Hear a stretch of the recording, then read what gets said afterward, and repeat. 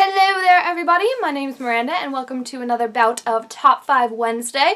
I haven't done a Top 5 Wednesday video in a long time, but I've been in a reading slump lately, so I don't really have anything else to do, so I thought why not do a Top 5 Wednesday video? And since, if you can believe it, we're already halfway through 2015, this week's topic is going to be top 5 favorite books of 2015 so far. So without further ado, let us get started. Go! First up, I have The Wicked Will Rise by Danielle Page, which is the sequel to Dorothy Must Die, also by Danielle Page. Now, if you remember from last year, Dorothy Must Die was one of my favorite books of 2015. I think I actually had it in my Top 5 Wednesday video last year for Top 5 Books of 2014 so far. That's how much I really loved it. And I mean, this is a really good sequel. I think it adds to the world a lot and the character building is really interesting, really intriguing.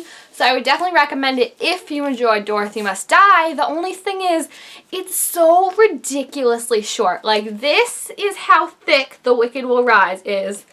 Are you ready for this? You ready? You're not ready. This is how thick Dorothy Must Die is. Like, look at the difference.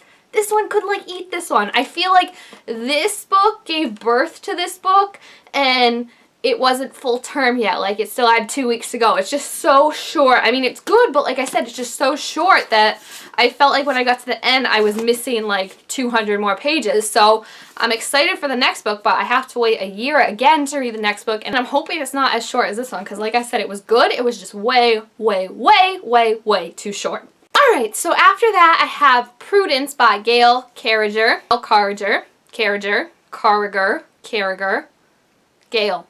Prudence is the spin-off, sequel, series, whatever you want to call it, to her I don't know how you say the word, Parasol Proctor, whatever the word is, series. And while I enjoyed that series, there were parts of it that I would definitely like to change. I don't read a ton of steampunk books, but I really do like the steampunk aspects of it. Prudence itself was really cool and really different from her mother Alexia's story, which I really enjoyed. The only thing that still bugs me about these books and is hard to wrap around is like the romances, because they take place in like early Victorian whatever, so like their standards for romance is so much different. Like, showing an elbow to them is like the worst thing you could possibly do in this society. So it's so weird when like they like a person but then they're like, oh, I don't want to tell them, it would ruin my reputation. Like, I don't get it. But the main character and a lot of the characters are British. The main character is freaking amazing. She's such a badass. I love her so much, and I can't wait to read the sequel, Prudence, which comes out next year, I believe, and I'm so excited to see where it's going to go. It had everything that I love in a book. Great action, great storytelling, great characters,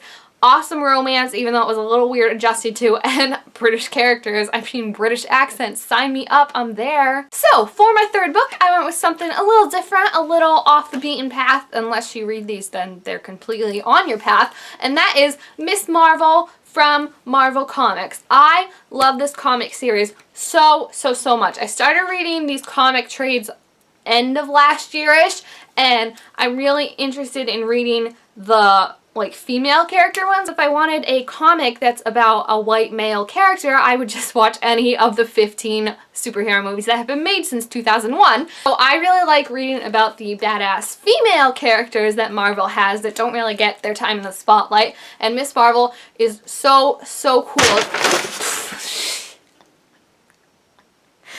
Oh, that was my books. Oh, that scared me. Ooh, that scared me. Okay. It's just really cool and really interesting because it's just like a teenage girl who has to worry about like tests and family and getting in before curfew trying to save the world, and it's so amazing. She hangs out with other superheroes too, like Wolverine and everything, and it's also really cool because if you watch Agents of S.H.I.E.L.D. and you want to know more about the Inhumans, Miss Marvel is actually an Inhuman. That's how she got her powers. She didn't know she was an Inhuman, so it's very interesting to see the background and learn more about the Inhumans in that way, and I would definitely recommend starting with this comic book series if you are interested in reading anything Marvel. Do it! Do it! Number 2 is a book that I read a while ago, but I still love it to this day. Just even looking at the cover makes me smile and feel all happy inside, and that is I Was Here by Gail Forman. I love this book so much. It's definitely reminiscent of If I Stay, Where She Went kind of storyline, where it's so heartbreakingly sad, but then ends on such a note of like high hopes and everything, and the whole journey seeing the main character go through is just so amazing and inspiring and heartwarming, and I was really, really excited that this book was so good after not liking Gail Forman's previous book, Just One Day, Just One Year, all those books. So I mean, my expectations for this book were really low, but I really wanted to like it, and I'm so glad that it was worthy of my liking. And if you haven't checked it out yet because you're nervous that it's not going to be good, do it anyway, because I think you'll like it, and even if you don't, at least you can say you were here. Huh? And finally, my #1 book is actually by an author I have never read before, and that is Catherine Doyle's book, Vendido, which is the first book in the Blood for Blood series. This book, oh my gosh, this book. I could rave about this book for days on end. It's just so, so amazing. It's one of those books, I was in a reading slump. I was like, I need to read something that's different, that's not girl falls in love with boy, that's not dystopian, that's not vampires, aliens, werewolves, zombies, insert paranormal / supernatural creature here, something totally different.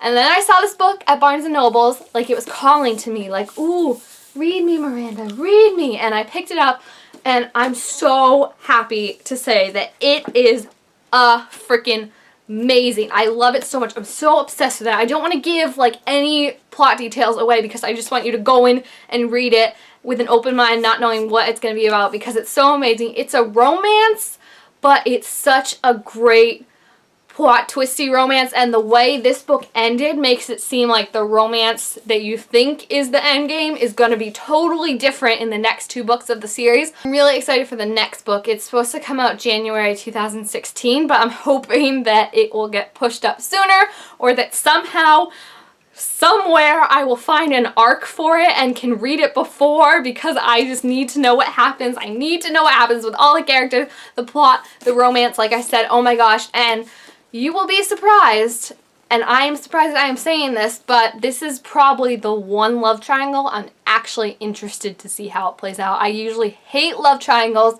but this love triangle, I'm very interested, and I'm hoping that it's going to play out the way I want it to play out, and I'm thinking it will, but I don't want to get too excited. But oh my gosh, just please read this book because it's so amazing, and not a lot of people have read it, and I need someone to fangirl about it, because like I said, I have like 6 more months till the next book comes out. It's a long time to just fangirl alone inside your head. So please read it so I can talk to someone about it. And if you've read it already, definitely leave a comment down below saying, hey Miranda, I've read this.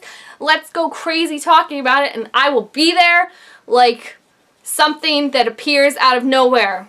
Like a ghost, I guess, if you want to say. Unless that scares you, then I'll be a friendly ghost who will appear just to talk about books that we like. Boo. Boo-hoo. Not you, because I just want to talk about books. Okay, so there you have it. Those are my 5 favorite books of 2015 so far. I'm missing Prudence. I'm planning to get it. I'm just waiting for a coupon, because I don't like to pay full price for books anymore. Cheers! Anyway, please feel free to leave your favorite books of the year, or just favorite books in general, down below in the comments. Like I said, I'm in a huge reading slump right now, so any and all book recommendations are gladly accepted. And yeah, I'm really hoping that there are some more books out there that I can find and fall in love with. So if you like this video, please be sure to give it a thumbs up. Oh, I'm trying to hold this bowl in hand. And subscribe down below to my channel to be told when I make more videos if you haven't already. Thank you guys all so much for watching, and I'll see you next time. Bye!